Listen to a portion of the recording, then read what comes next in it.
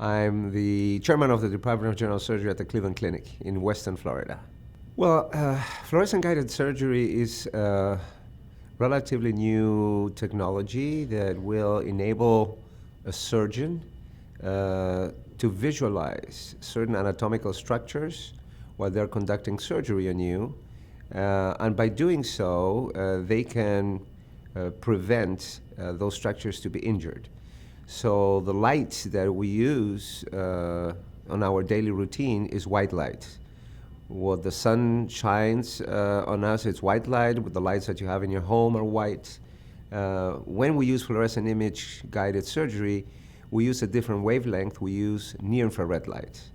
And that near-infrared light, in combination with the tissue, in combination with blood, and in combination with certain dyes that we can inject into your system, will enable the surgeon to visualize certain structures that he will otherwise not be able to see with white light alone. And by doing so, he conducts a much better surgery. Well, if you are going to undergo a procedure, the most common one in the United States of America probably is a laparoscopic cholecystectomy. We do about 750,000 of those on a yearly basis. You will come to the hospital for surgery in the morning, and the nurse will put an IV so that they can start some fluids. And they will inject through that IV 3 cc's of indocyanine green. And that indocyanine green, which is a dye that has been approved by FDA in 1959, 60 years ago, will go into your bloodstream and from your heart to your liver, and from the liver into your bile, and you will excrete that through your gastrointestinal tract. But when it goes to the bile, it will mix up with the bile juice, and when I shine the infrared light during the operation, I'll be able to see your bile ducts.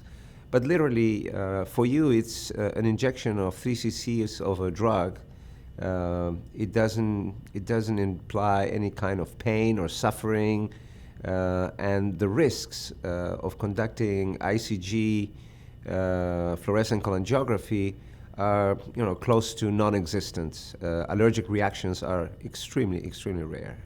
Well, I recommend you should have ICG cholangiography when conducting a laparoscopic cholecystectomy, because although rare also, one of the major complications that you could have is that the surgeon misidentifies the cystic duct with a bile duct and divides the bile duct instead of the cystic duct.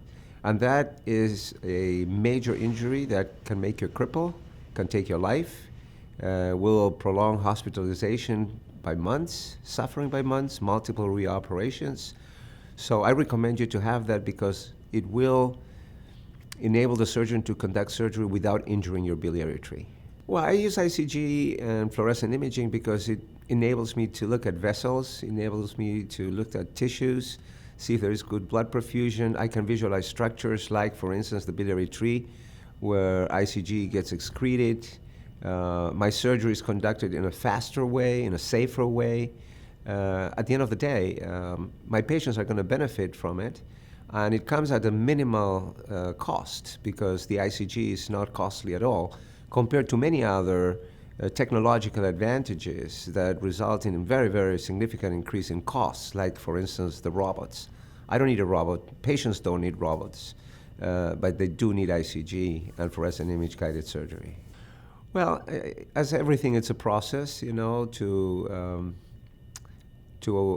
learn new technologies. We surgeons are accustomed to our techniques and the way we conduct surgery. So every time we introduce change, surgeons fear that.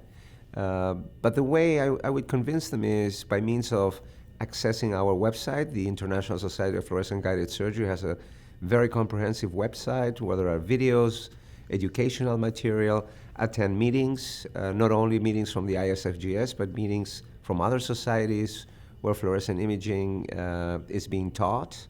And pretty soon, through the ISFGS, we are going to be offering different on-site mentorships, proctorships. We have monthly webinars. There are so many ways that doctors can become familiar with this new technology and start using it because the learning curve is also minimal to non-existent. In reality, there are no barriers to entry at all. As mentioned before, this drug has been approved by FDA in 1959. So it has minimal to no side effects. So surgeons can start using it at any time on any kind of patient, unless the patient is allergic to shellfish. It would be the only, I would call it, relative contraindication. So there is no reason why they are not using it. Their equipments have already this technology. All they need to do is to press on that pedal and start using it.